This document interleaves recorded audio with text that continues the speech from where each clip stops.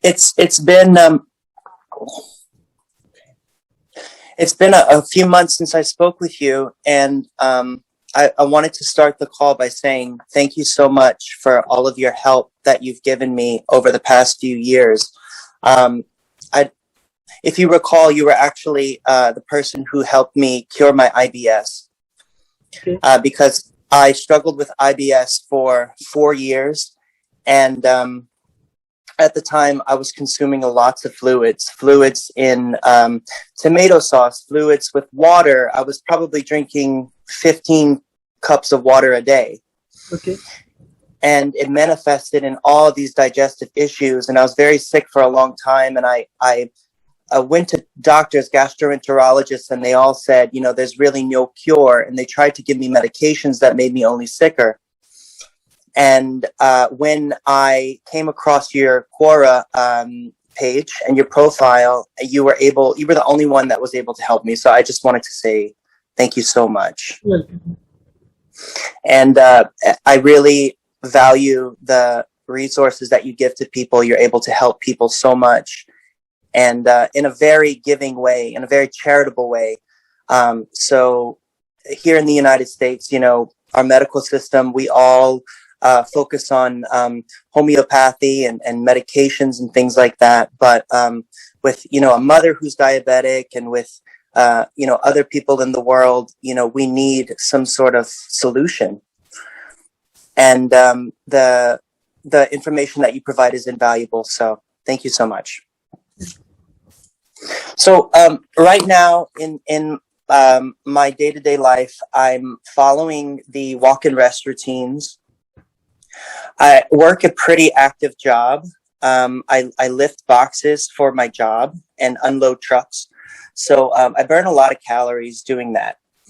And I normally take an hour out of my day to do the walk and rest.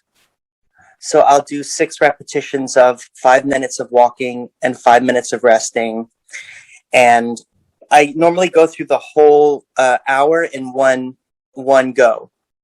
So if I'm doing that okay, please let me know. I think better course is, in case you have time, it should be 5 minutes walk and 5 minutes rest every hour. If you spread it out, it is better. Can you tell me why it's better? See, I believe that by walking for 5 minutes, we mobilize our energies for our vital organs. Now, whatever we mobilize, that may be used for the next half an hour or maybe 1 hour. So if we do at one go 6 repetitions of walk and rest, what will happen is, after the 1 hour is over, our vital organs will keep drawing extra energy for the next half an hour or 1 hour. But if you do every hour, so in case for next half an hour, we are able to draw extra energy by walking for 5 minutes. So that way, for 10 to 12 hours, we stand to benefit. And if we are changing our routine for 10 to 12 hours a day, the most likely scene will be that for the entire 24 hours, we'll be able to increase our metabolic rate. That is what the target is. Okay, so I'm going to start doing 5 minutes of walking, 5 minutes of rest, 1 time every hour. Yeah, that will be good. It's healthier that way than doing it all in 1 hour. Yes, yes. Okay. Thank you. So the other thing is that I'm trying to gain some weight right now. I am exercising and weight training 3 to 4 times in a week, and I want to be able to gain some weight. I've read your posts and your information about eating 3 meals a day, because it allows the body to use the energy not to digest the food, but to provide energy to the organs. Yeah. And so at one point I was eating 7 meals a day, but it was making me very tired. How many meals? 7. Okay. I was eating 7 meals in a day. Is this okay to do? Or should I keep it to 3 meals a day? What do you suggest for somebody who wants to gain some weight? See, I'll give you one particular instance. You can check it on internet. Infants are advised to be given one feed every 1 or 2 hours. So 10 to 12 or more feeds every day. Look at how many kids, how many newborn babies suffer from acidity. Almost 80% of the newborn babies suffer from acidity. I have come across cases where the kids get up at night because of hunger. In case a child is taking feed but not digesting, he will not get enough energy. So there'll be like, hunger is not related to how much you are eating. Hunger is how much you are able to digest out of that food. That is what is more critical. Now, in case of newborn babies also, as young as 15 months, I usually advise to cut down the meals to 3 to 4 only. See, when you are taking food but not digesting, that will cause inflammation, because your food is not rightly absorbed, like done by the stomach acids, and when it's passing through intestines, it's causing damage, it's causing inflammation. So over a period of time, when that continues, your body's ability to absorb more minerals from the food reduces. So keeping in mind that we are able to absorb more. Second thing is that we don't have stomach acid sitting in the stomach all the time. That comes, that is basically recycled. Whatever food we eat, the stomach acids are produced, they get mixed with the food, they travel along with the food to small intestine, large intestine, and then are reabsorbed. Now, this cycle seems to be of 5-6 hours. Depending on the digestive system's health, it may take even longer. Now, if you take meal in between, what will happen is you don't have any stomach acids to digest that. It will remain undigested, it will cause inflammation only. So, eating without getting any benefit is dangerous. So 3 meals, or sometimes if a person has got extreme indigestion, I suggest for once in a week or twice in a week, 2 meals also. And the gap is 8 hours, so that we are able to digest properly. It may, on the first day, it may cause some kind of hunger or some kind of discomfort also. But within 1 day, my experience is, if a person is sticking to 2 meals a day, within 1 day, the metabolic rate goes up by almost 100%, which is next to impossible by any other system. Now, is weight gain caused by a caloric surplus? See, all those theories do not hold any ground at all. The calorie calculations, the way we are doing, is almost not right. See, I've seen people who are underweight, terribly underweight, and they are eating almost 3 times of what I eat. And at the other end, I have seen, like, there are girls who are having PCOD. PCOD is kind of a hormonal issues. Now, a girl who's having PCOD, they keep on gaining weight, and doctor's advice is to reduce weight.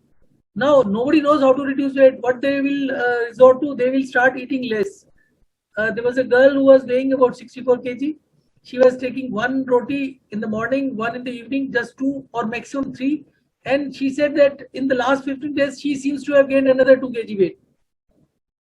I asked her to keep eating till she's full up to neck. And at the same time, she'll lose weight also. So the same way, weight gain, the first thing for the weight gain is your metabolic rate. You should be able to digest everything properly. That is a healthy weight gain. Otherwise, you may increase your water weight. Water weight you can increase within 3 days. You can gain 3 kg also, but that is meaningless. That will not give you strength and life. Right. So if you want to increase your metabolic rate, then follow this thing, and gradually, if you are really underweight, that is also another thing. There is no point in gaining weight just for the body shape, because people who have more muscles to show, they are not as their stamina may not be as good. So if your metabolic rate, I'll give you another instance. Like in case of girls who have got PCOD, they have irregular periods. Now I was talking, like, just when you sent me the message, I was talking to another girl. She's about 24-year-old. She was having periods almost after 60 days, after 70 days. anybody who's got digestive issues, acidity, almost 70 to 80% women or girls will have periods issue also, right? Or even ladies who got premature menopause, the period stop for 2 years. Even when they are put on this system, their periods start. So that is what is the basic thing is there. That is what like once you are energetic, once your body is accepting whatever you are eating and digesting properly, that is the real health. So in case you are underweight, you can definitely, like I made people gain almost 5 kg weight also after about 3 to 4 months. But if you're already, as per BMI, let's say your BMI is already 22, 23, which is very good. So it should be okay. So you're saying the regulation and the increase in metabolic rate from walk and rest, as well as eating every 8 hours, not causing the increase in water weight, which is inflammation, which is the decrease in metabolic rate, causes a person to be able to regulate their weight. Yeah. Okay. Okay. Same system which makes a person gain weight or lose weight. It's the Same system. Yeah. So that means okay. We are moving continuously towards a healthy state. Yes. And I do see a benefit in my energy as well as my complexion when I am doing the walk and rest, when I am following the hydration protocol.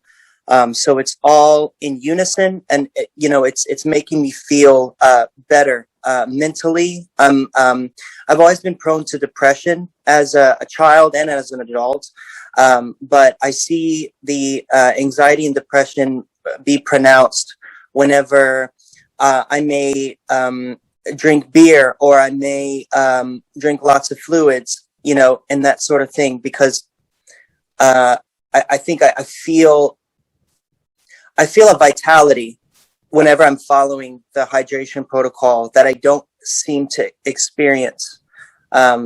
Also headaches. I'll get headaches if I drink lots of fluids, and those types of things. I don't have headaches anymore. So I think it's all working. I think it's all working really, really well. Thanks. Now I'm very interested in your new discovery and the new topic you're tackling on regrowing hair on the head. And I've begun to. Well, I've been showering with cheap bar soap, like a pH of 10. Here in the US, it's called Dial, but there's many different kinds of cheap bar soaps that you can have with a high pH. I used to shower with this. It was a hair loss prevention shampoo, but I'm sure that it was also a low pH shampoo. And that, coupled with drinking so much water, I think might have been the culprit for my hair loss in the past 3 years. So now I'm in a state, and I have thinning in the back of my hair. You can also see in the top of my head that I have thinning here that I would love to regrow. But especially in these areas, I haven't really had hair here since I was 19, 20 years old. So I just wanted to know what the success you found with your discovery. And you seem to have lots of hair, so that's fantastic. You look great. But I'm very interested in what you have proposed and what you're teaching people, and what else can I do? I mean, to help my hair to regrow. Have you seen like routine to be followed for hair growth, like washing your head almost 6 times a day? Yes. So twice or 3 times with plain water, and a 30-minute very soft towel, gentle massage, and then the next 30 minutes doing the bar soap. 30 seconds, 60 seconds, you can say, not minutes, seconds. So should I do 60 seconds each time? Like after you have wash your head with the normal plain water, take a simple cotton towel and massage it for about another 60 seconds only. Okay. When you are massaging, if you do too much of massage, it will cause inflammation. And the whole purpose is that in case you are using too much of soap also, that will also cause dryness and cracking or breaking of the skin and lead to inflammation.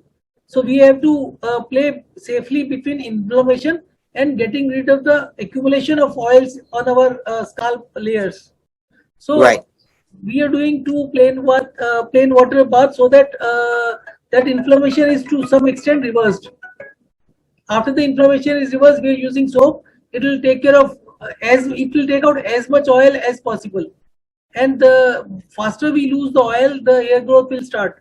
Normally, if you're following this for about 14-15 days, some kind of hair growth should start within 15 days time. I Okay. won't say it will be all of a sudden everything will move. Maybe about 3 to 4 months you will see sizable growth. So I don't remember exactly, but I have your Quora post on my photos on my phone, and it was two or three. It was two or sorry. I'm sorry. It was 2 or 3 times with plain water. Yeah. And then first 2 times, first after getting up, half an hour with a half an hour break, every half an hour doing plain water wash, and after that third is with the soap, high pH soap, which is about 10 pH. Right. Don't need to write. I'll send you the WhatsApp note. Okay, and you said by doing the water first is going to remove any of the inflammation from the oils being in the scalp? If there is any dryness or inflammation, it will settle that down. And okay. Like whatever is the scaling of oils on the scalp, that will be loosened up. So when you use soap, maximum amount of oil will be shifted from the scalp to soap or to the towel. So the idea is to speed up the process. If the oil which is accumulating and which is kind of forming a scaling, if that goes, hair growth will automatically start. The scalp will start getting nutrition from the blood. Great. I'm very, very excited to start it. I'm very excited for that. Perfect. So yeah, I mean, as far as diet goes, we've talked about that. I'm going to start regulating eating, 3 meals a day and not really worrying too much about calories, but focusing more on the increase of the metabolic rate. And hopefully that will, regulate my weight. And I used to be very thin when I would drink so much water because I would have diarrhea almost every day. And as much as I was eating, I used to eat lots of pasta, lots of carbs, lots of fats, ground beef with lots of fat in it. So it was lots of calories that I was eating, but I wasn't putting on the weight. And in fact, I was very thin in those days because digestively, I was very ill. Another topic I wanted to discuss is the brushing of the teeth. So my tooth sensitivity that I've had for many years has subsided with the water protocol, and I don't experience that anymore. I'm also not really brushing at night, not brushing the teeth. I use floss to get out any particles of food in between my teeth. But as far as brushing the teeth, sometimes I'll just gargle for a minute and then I'll use a baby toothbrush like we had discussed. And I just brush really, really gently to get off any of that surface plaque that might be on there. But as far as the chemicals from the toothpaste, I'm not really using it. And I hope that I don't develop any cavities from that brushing. But you seem to explain that they're not directly linked, not brushing the teeth and cavities. Basically, when you follow this dehydration cycles, there will be a lot of saliva in your mouth. So how the cavities are built is, if your mouth is not making enough saliva, whatever food you eat, after chewing, there are some debris left in the mouth. And because the saliva is thick and sticky, these debris will stick in our mouth itself. And it will stay overnight in our gums and in the space between the gums. Now, over a period of time, these start kind of fermenting, and that fermentation destroys the tissues, and that is how the cavities are formed. Now, in this, there is a lot of saliva, and that is very watery kind of thing. So every minute or every few seconds you're gulping. So the chances of leaving any debris in the mouth overnight is almost zero. So even if you're not flossing or doing anything, because the taste, whatever food taste is there in your mouth, that is also linked with your brain also. So maybe that helps digesting food better in case you don't do anything. Mm. And maybe The saliva. in the morning only, once only. Say that again. I'm sorry. Once a day flossing is enough in the morning, Mm-hmm. because Mm-hmm. in the morning we have already digested what we had to digest. But let us say you finish the dinner at 9 o'clock and you're flossing at 11 o'clock. By 11 o'clock everything is not digested. Maybe the taste of the food in the mouth is a signal for the brain to carry out the digestive processes. Such as saliva. The taste, like in case you're not flossing, there is a taste of the food in the mouth, so that taste tells the brain what is to be done for digestion. Okay. uh, So once Doing in the flossing in the morning. morning, that is okay, because in morning we don't have to digest anything, everything has taken place. Even if there's large pieces of meat, like from dinner, They it's will okay to. if the saliva will take care, you will keep on taking the saliva in your stomach and that will go inside. Okay, I'm gonna try that. Now, I smoke occasionally cigarettes, and we've discussed before that the smoking does not lead to cancer. Diabetes is really linked to the lowering of the metabolic rate. It's metabolic syndrome, and so what dangers does smoking actually pose? Smoking doesn't help anything. It can lead to discoloration, but mainly if you look at the smokers, I think more than 70-80% people don't get any symptoms at all. So definitely there's no direct link, but definitely people who are leading a sedentary life, they might end up drinking more fluids, and that Yeah. is what could be causing problem. And this similar thing is with the alcohol also. Like we are supposed to dehydrate ourselves by doing exercise. If somebody is taking some little bit of alcohol, it should not be a problem. But there's so much of misinformation. What people do, people who take alcohol, they feel like their liver is going to be getting damaged, and they'll drink a lot of fluids, and that is what Yes. causes the trouble. In most Yes. of the drugs, most of the things, the problem is coming because of those things. Right, and it's kind of the habits that you take on whenever you are doing drugs or you are consuming alcohol. Um, you know, eating lots of inflammatory foods or consuming lots of fluids. It all really makes sense. Now, when I do drink alcohol, I normally drink neat whiskey. Does it matter the amount that I drink, or is it better for me metabolically because there's less fluid? Because you did say alcohol and fluids do not mix. See, I would say in case your alcohol is not going beyond a limit 30 ml, 60 ml, it's okay. It will not cause much harm. But the issue is that alcohol is also dehydrating. In case you are regulating your fluids in a better way, you will always be in a surplus energy mode. So you may not really need alcohol to take care of that. Alcohol is needed by people to kind of feel slightly higher. So when you are dehydrating on that day, you will be happier also. You will feel better also, and you will kind of feel some kind of high in on that day. So the basic purpose of alcohol is we become dependent on alcohol to dehydrate ourselves.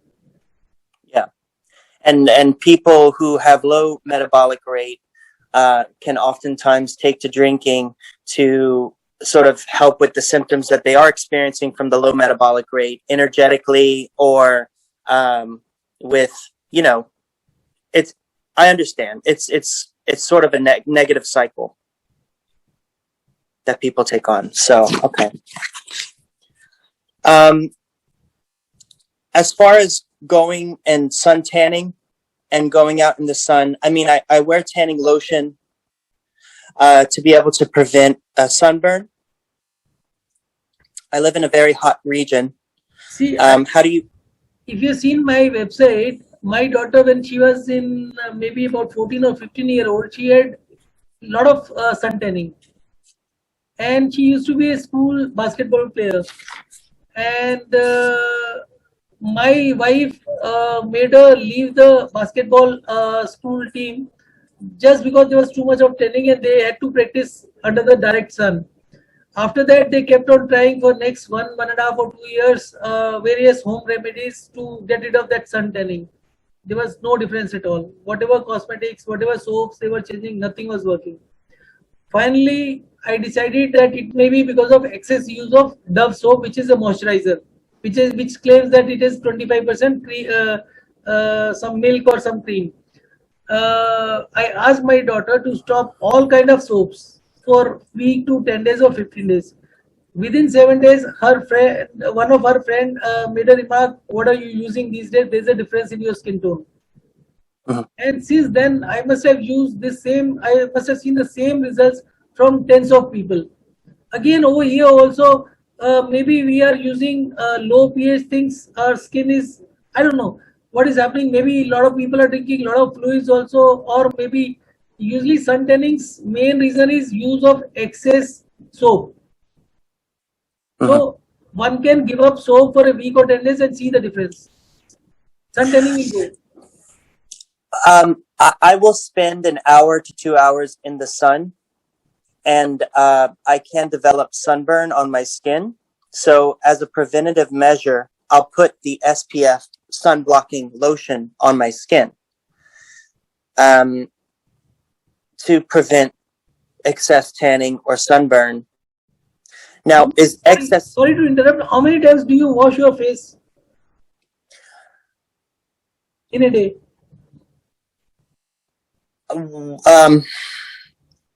With plain water, twice. With the soap or face wash or whatever it's called, liquids? So I use my high pH soap once every 2 days. And what else? Plain water? And so I'll take 2 showers a day. Sorry? I'll take 2 showers in a day. 2 showers in a day? And I'll wash my face and my body with the high pH soap once every 2 days. Is this advisable? And what is the temperature at your place? Outside, it's outside. I don't know Celsius, but 90 degrees Fahrenheit. It's very hot, very hot.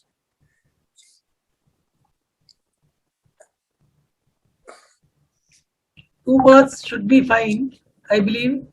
And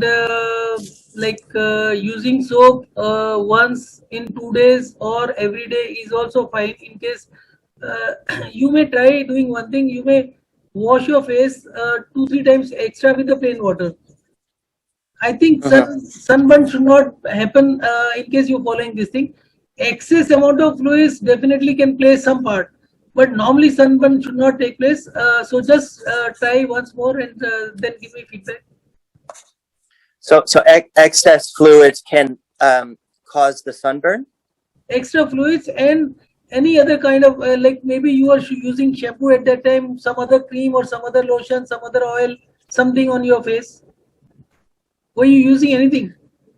No oils, no lotions. I mean, I can go out in the sun and not use sun tanning the sunblock that prevents tanning on the skin. But I'm just afraid of getting a sunburn. Continue using the lotion. I'll look into this aspect, and maybe next time we can debate about this. Is sun protecting lotion common in India? No, it's not. As I was telling you about my daughter, after she recovered from, after she stopped or reduced the use of the soap, and after the sunburn, skin tanning was over, I made her join the school team again, and again she was playing under the sun. There was no issue, no sun lotion, no nothing, no sunscreen. Okay. Okay. And in it's my life. And Delhi is also very, very hot. Like right now, it's about 43, 45 degree temperature. wow. Yeah, that's hot. Um, okay. And I use a very high SPF lotion to prevent the coloration of the skin. Because in America, it's commonly believed that excess sun exposure leads to aging of the skin and also skin cancer.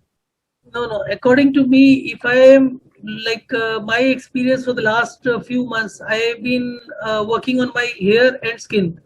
According to me, it is only the like just like scalp releases the oil, the face also every part of the body releases an oil. If that oil is not removed, like once we sweat, the oil is outside, it is kind of acidic. It will cause damage to the skin. So if we wash it with the plain water, it's good.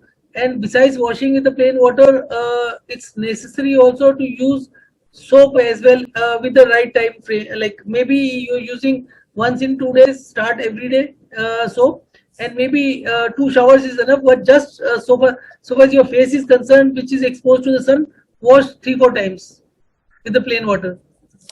That should help. Right. And I'll do that as well as my hair, the top of my hair, 6 times a day, and then I'll do my face 3 times in a day. 6 times is fine. 6 times is also fine, and every day wash your face also with the soap. If this wrinkles and all that aging happens because of that oil getting accumulated, I am quite comfortable and quite positive about the changes in my skin in the last 2, 3 months. Great. So the oil, when it's excreted onto the skin, it's acidic. Sorry? And that's damaging. When the oil gets excreted from the skin, it comes out as acidic, and it's damaging to the skin. Yeah. It causes burning also. Some kind of distress is also there. If you leave it on like, after sweating, yeah. And if you touching, it is kind of burning also. Because there's products for sun tanning of the skin that are oils, like bronzing oils that you put on the skin, and they lead to a darker pigment of the skin. So in the same sense, the oil excreted from the skin could also lead to sunburn. No, I don't think that is true, because ultimately the skin has got its own protection. If the accumulation of the oils are not there in the skin, what will happen is the moment there is a harsh sunlight, the cells or tissues will close. It will not allow the sun to enter inside. It's only when we use moisturizers or those kind of products, what happens is this, like what does moisturizer or muscle relaxant do? Muscle relaxant will inhibit kind of normal protective response of the tissues. If there is a harsh sunlight, the tissues will close and it will not allow the sunlight to enter. But if you are kind of using something which is like, even if there is a scaling, the oils are accumulating under the skin layers, it will not allow the cells to close and prevent it from the sunburn.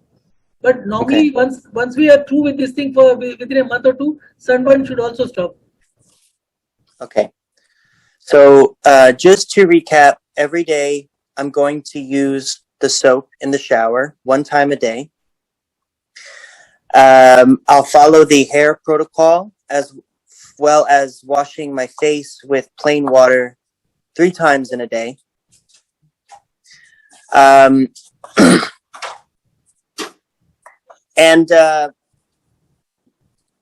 if you would like to look into, the lotion that I use for the sun, but I'm going to try doing the protocol for my hair, my face, my body, and see if the sunburn doesn't accumulate as fast as it has in the past. Because you pointed out some new ideas that I haven't considered before. And this is all very new to me. So, yeah. I think that covers pretty much everything. And I know you're very, very busy, so I don't want to take too much of your time.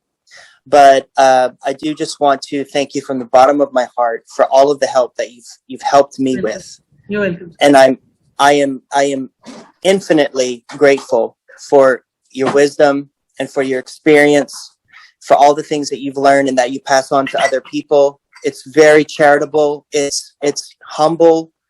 It's incredible, and it's going to help the world so much. Thank you.